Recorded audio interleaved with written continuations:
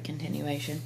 None of them were even trying to think about having kids. All they wanted to do is drink and party and have fun, and we did. We had a lot of fun. It was a lot of fun. But I knew every night and every day that something was wrong. There was a reason we weren't getting pregnant. We had never used contraception. And by the time we left Okinawa, it had been 3 years since we had gotten married. And nothing had happened. And we went to Fort Campbell. And this is where they decided, after a year of me hounding them on something is really wrong. I know I'm young, and I know that you all are saying that I just need to wait, but I know something is wrong with my body, and that there's a reason that we are not getting pregnant. Whether it's wrong with me or wrong with him, something is wrong. And when you realize something is wrong and no one wants to help you fix it, it's really hard. So I went to the doctor all the time. I would go back to them and tell them that, obviously my cycles were irregular.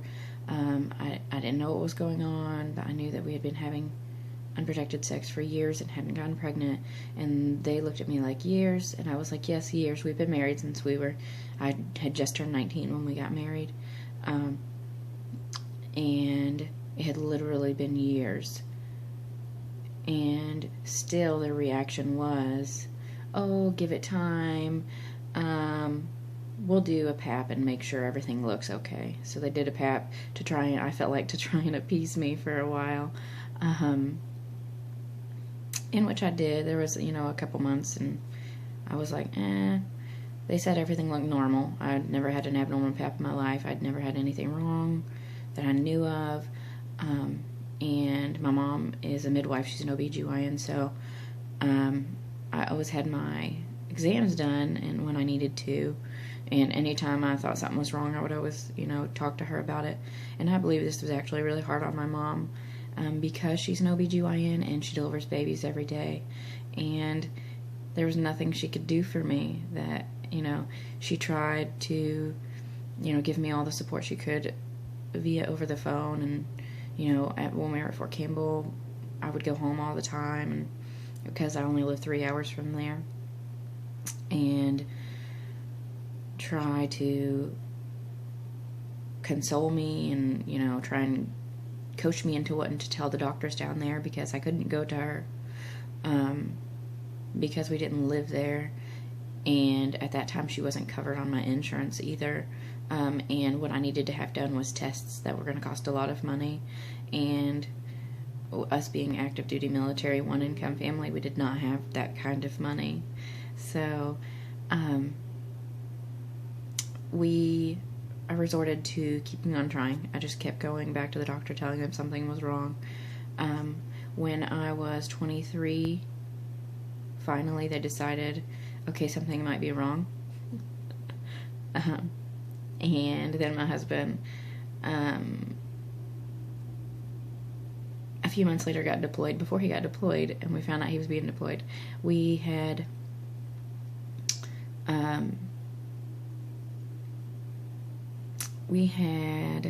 gone through some testing.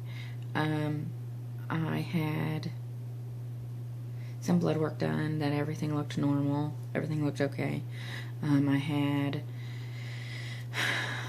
an HSG, which they said was fine. That's where they shoot something, dilate your cervix and shoot stuff up in there to make sure everything's open and flowing and good to go, and and your fallopian tubes and whatnot, and everything was fine.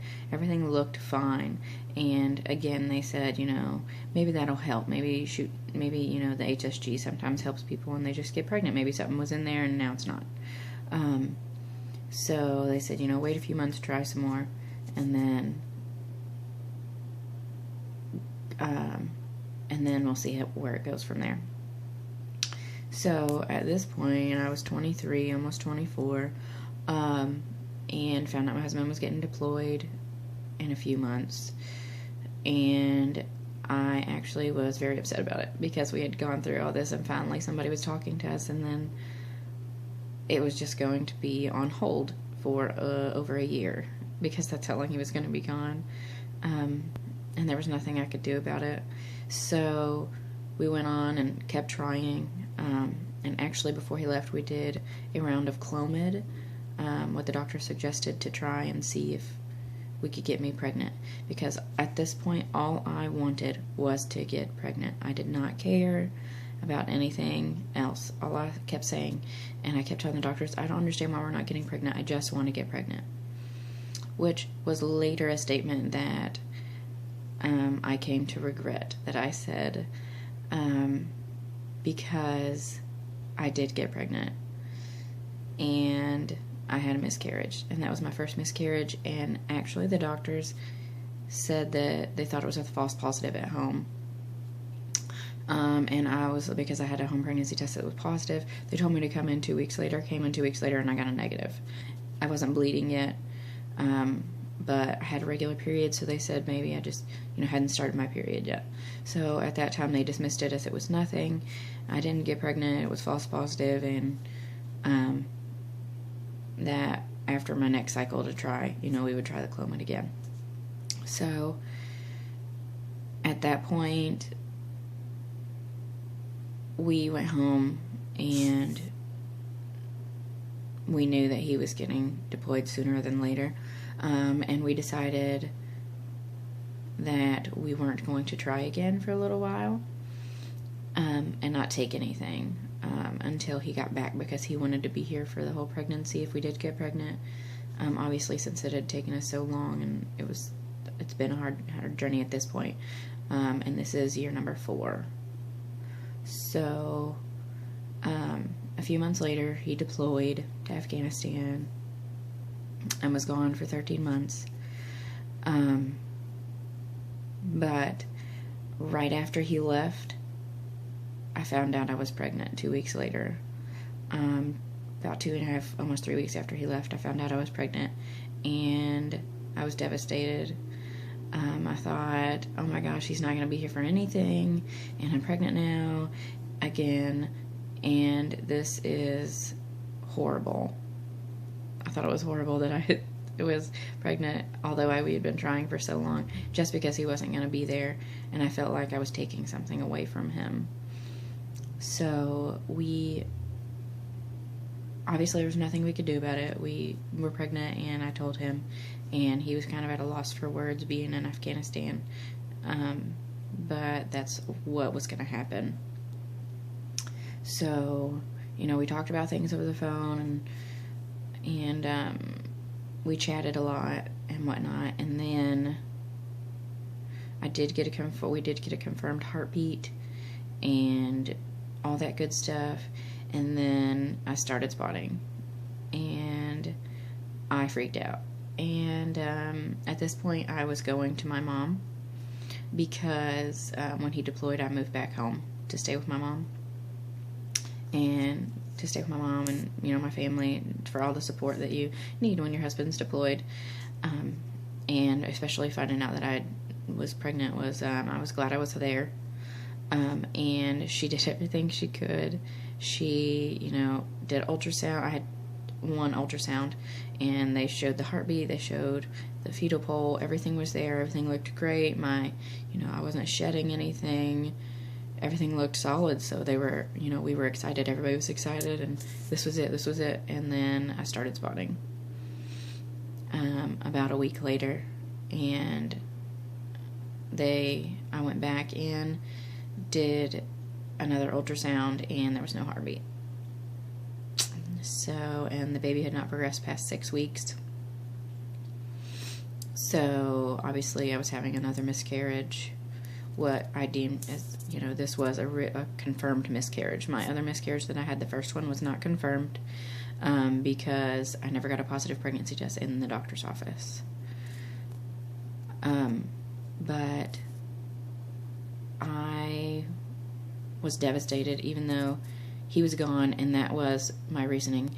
You'll find that through this, and And through my miscarriages, I kept saying there's a reason for everything.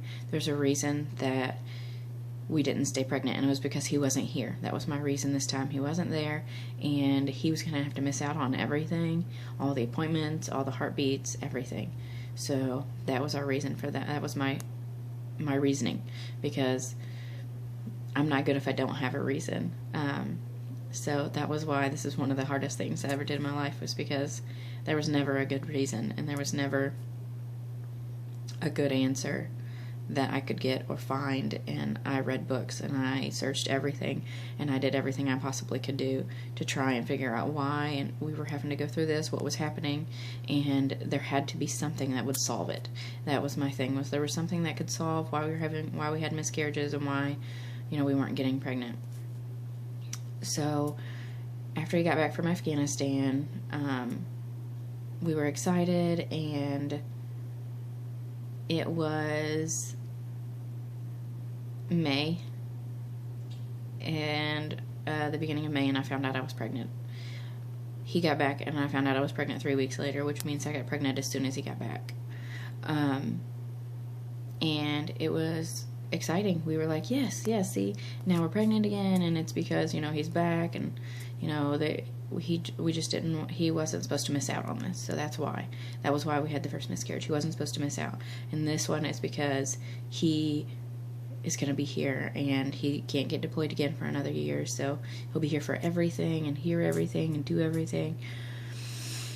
And we went in for an ultrasound, and there was a heartbeat, and then we went in the next week, and they did another ultrasound, and there was a heartbeat again, and it was solid, and there was a fetal sac and all that good stuff. The pole had turned into a baby, and it wasn't just a yolk sac anymore. And then 3 days later, I started spotting. And this was in 2009. So this is my third miscarriage. It was 2009, and it was the third week of May. And my first miscarriage was the third week of May. So on we went, and we went in and realized, obviously we were having a miscarriage again. They weren't sure what was going on.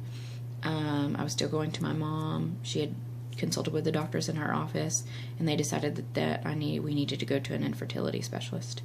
So we went over to University of Louisville, infertility specialists over there, and they did a scope. They decided to try a scope to see if everything was okay, and everything was okay. They didn't find anything at all wrong in my uterus. And they also decided to test my husband at that point, because nothing was wrong with me that they could see. They did blood work on me again, since I hadn't had blood work done since I was 21, when they were appeasing me. And my blood work came back that I had MTHFR.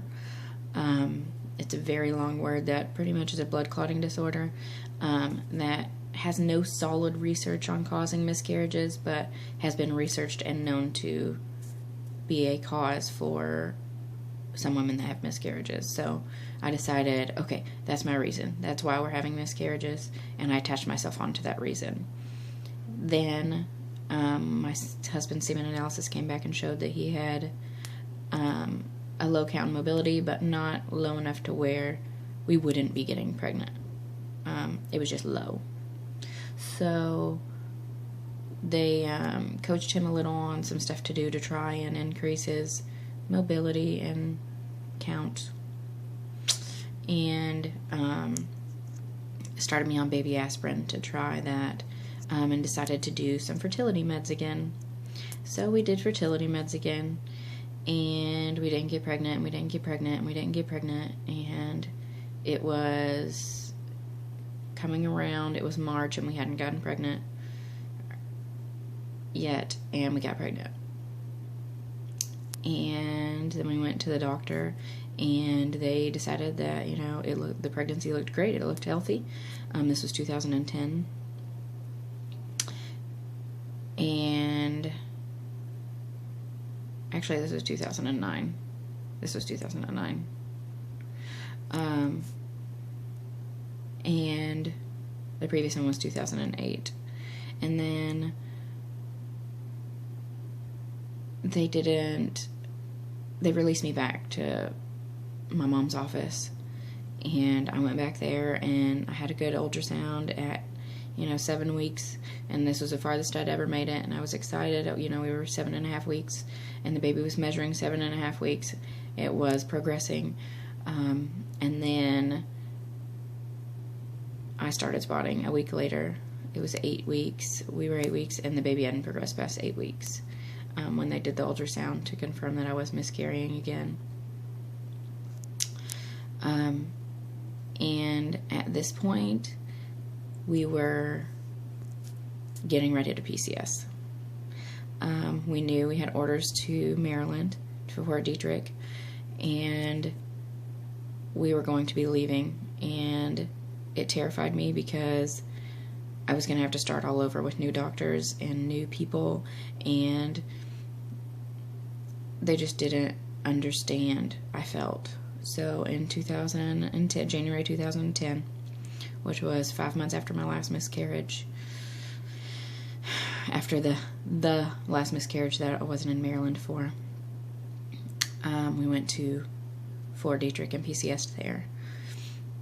It was a crazy winter, the worst winter I've ever been through, actually. We had blizzards in February 2010 in Maryland, and it was crazy. But we had a lot of fun exploring a new area, and I finally had to make an appointment with my PCM there, and then had to go through all that all over again to get back into the infertility specialist, where they sent me to actually a reproductive endocrinologist there, because I decided maybe we needed a little more help than just fertility meds and some testing.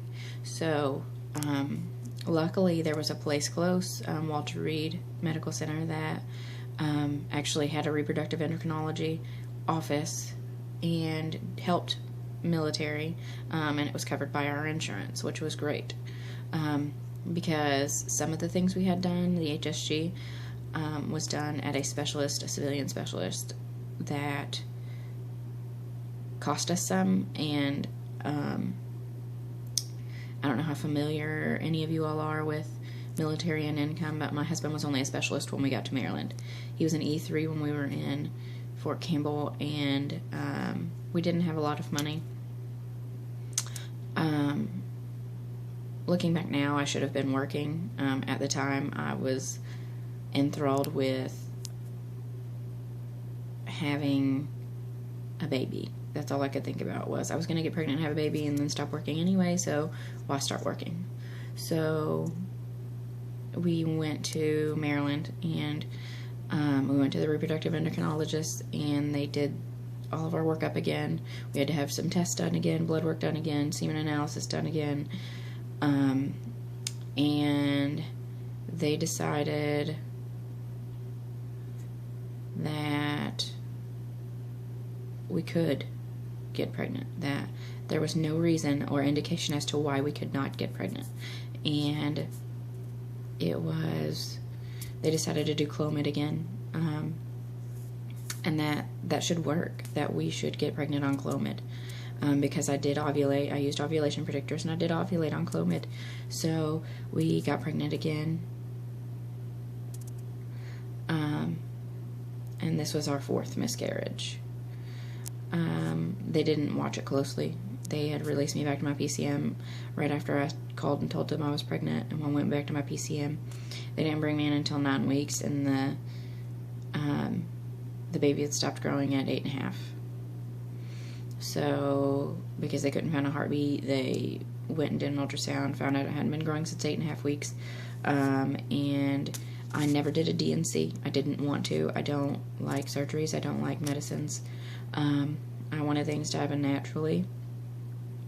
So I waited, and a couple weeks later I started bleeding, and then our miscarriage, passed, and it was done, and they just went in to make sure everything was out. They had to make sure that, I was good for trying again a few months later. And at this point, my husband and I, the emotional stress on us was very high. We were fighting all the time because I was upset because we weren't getting pregnant, and he was upset because I was upset, and he wanted to quit trying, and I didn't want to quit trying, and we decided maybe we should look at adoption. So we looked at adoption. We actually went to an adoption attorney in that time and had talked about different options about, private versus open adoptions and closed adoptions, and going through U.S. or international, which we would have went U.S. anyway. We decided that. We went back to the endocrinologist while we were had spoken to the adoption attorney, and we decided, the endocrinologist said, let's just give it one more shot, and see if we can do anything. And they decided they were going to do IUI, that we were going to try and inseminate me and see if that somehow would work. So I said, okay, this is it. I can't do it anymore. I cannot handle another miscarriage. This is it. If this is a miscarriage, I'm done. I can't do it. So we did fertility meds, and we went in for the IUI, and they washed my husband's semen and inseminated me, and immediately started me on progesterone, which the previous pregnancy they had started me on progesterone. When I found out I was pregnant, I got a positive pregnancy test, and they started me. This time they did it right after the insemination. So we got inseminated, and 2 weeks later we got a positive pregnancy test, and they confirmed it in the office, and I kept saying I didn't want to get excited, that I wasn't excited, that this was not happening, and I just needed to realize that we were just going to have another miscarriage, and that we were going to end up adopting a baby. And so I was still looking into adoption this whole time, thinking, I don't know why I'm putting myself through this again. It was emotionally stressing on me. There was nothing I wanted more than to be a mom, but I kept saying I didn't have to have my own kid, give birth to my own child to be a mom, and that we could adopt a kid, and we could actually adopt one. Like, we didn't have to wait for it to be born. We could go and adopt a child, and we didn't have to worry about this anymore. We didn't have to worry about losing any more babies. And they brought me in every week, and every week the baby kept growing, and they were keeping me at the specialist. They kept me at the specialist until I was 12 weeks, and the baby was still growing. They stopped my progesterone, and I was terrified to stop it, because I thought that was what was keeping me pregnant, was the progesterone. So I thought, I'm going to stop taking it, and then I'm going to have another miscarriage. And this one's later, and we were getting excited, and we had told people at this point, which we had stopped telling people we were getting pregnant. My mom knew every time. A few select individuals knew every time, but we tried not to make it known to people because I couldn't handle people asking questions. As I said in the beginning, I was not an emotional person.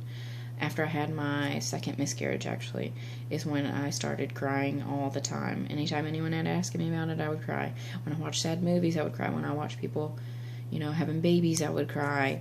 When on the TV, when I heard about people having babies, I would cry. And it's hard. It's hard to go through, everyone around you. I was in that age in my life when everybody was having kids, and I just felt like everybody but me was having a baby.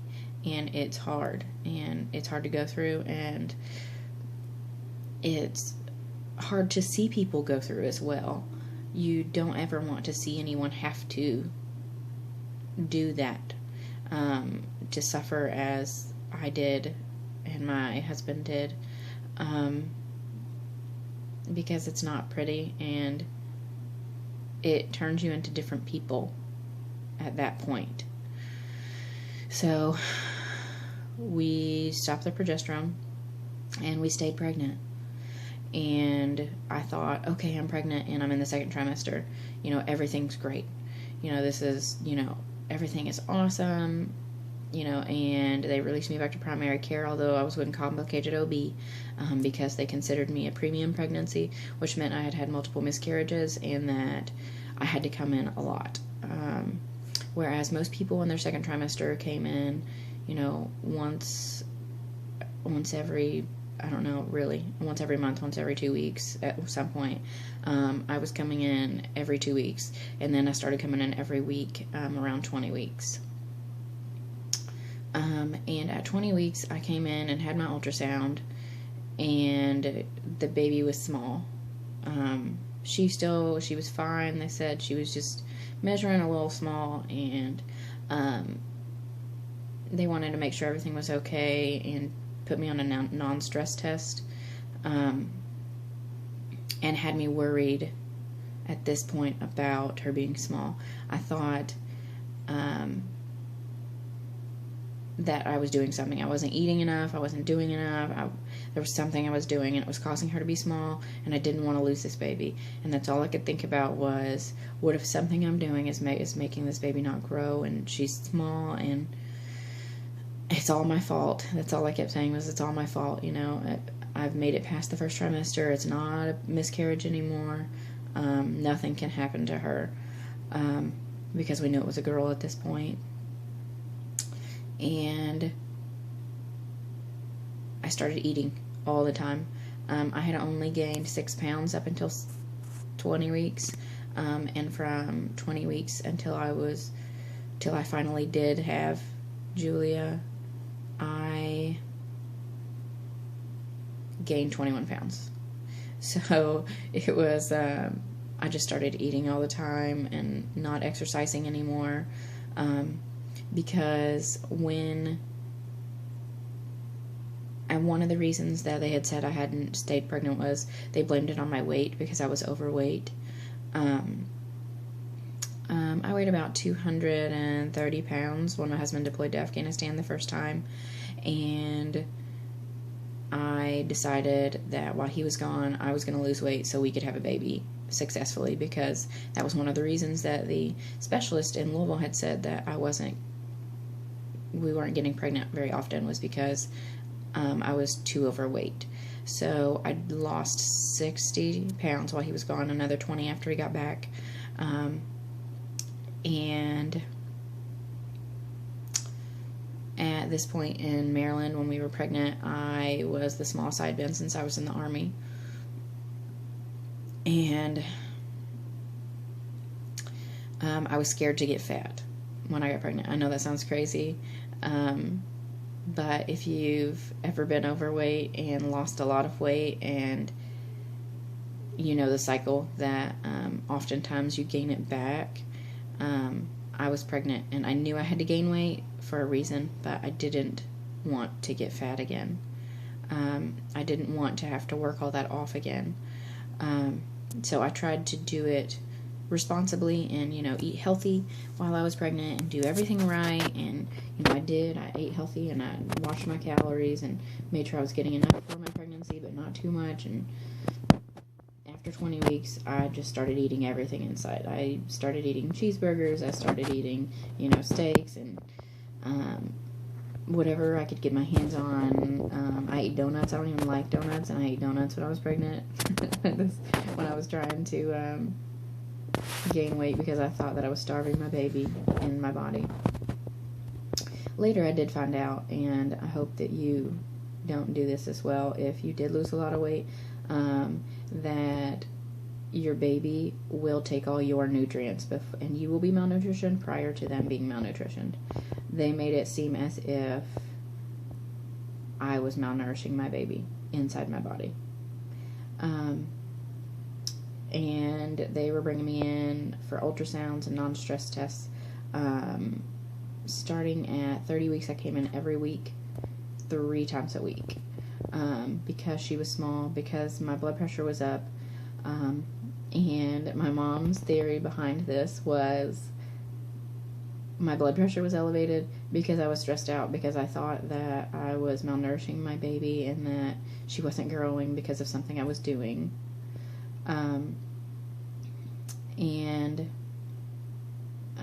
finally they induced me at 39 weeks, and I had her, and she was perfect. And I thought, this is amazing. And, you know, I didn't care if I ever had a child again, or I didn't want to have to go through any more miscarriages. So if I didn't have another kid, I was okay with it. I wasn't trying. We were not going to try again. We were not going to go through all that again. She is an amazing child. And I thought that at that point it would stop all the worrying that I was doing, but little did I know it was just starting. Because all my worrying from my miscarriages turned into worrying about her, and I couldn't sleep at night because I was scared something was going to happen to her, and I couldn't do anything. I didn't want to not be with her. I had to touch her all the time, know that she was breathing. She started sleeping through the night at 3 weeks old. I don't know if anybody, you know, realizes how weird that is, but it scared the crap out of me. And I would get up several times a night just to check to make sure she was breathing. And actually, at some point, I ended up moving her into our bed with an in-the-bed sleeper. She slept in the bed sleeper in our bed, to where I could just reach over and touch her to make sure she was still alive. Because you realize that you've been obsessed about being pregnant, about getting pregnant, and then about having a baby successfully. But then you don't realize that once you have that baby, you have to worry about losing that baby. Especially since it took us so long, and it was so hard for us to get her. It was really hard on us. But anyway, short story. When she was 18 months old, we had decided that together that we were going to do IUI again because we wanted her to be able to have a sibling. We both had siblings, and we loved having siblings. We did not want her to not have one. So we were going to try. I said I would try one more time. I would do IUI one more time. I was not just going to try and take Clomid and try and do it naturally. I wanted to do the exact same thing again to get the exact same result, because I did not want to do another miscarriage. So we had actually decided, we were on vacation with our families in Hilton Head, and we decided, okay, we're going to do, you know, when we get back, we're going to schedule an IUI and, you know, do everything we got to do and to get pregnant again. Well, 2 weeks later, I got a positive pregnancy test after that discussion. And I was scared because we hadn't done IUI. We hadn't had anything done. Actually, my husband also was scared because he thought something was going to be wrong, because we had so much trouble with having Julia, and we thought this pregnancy was doomed, that, you know, we were going to have another miscarriage.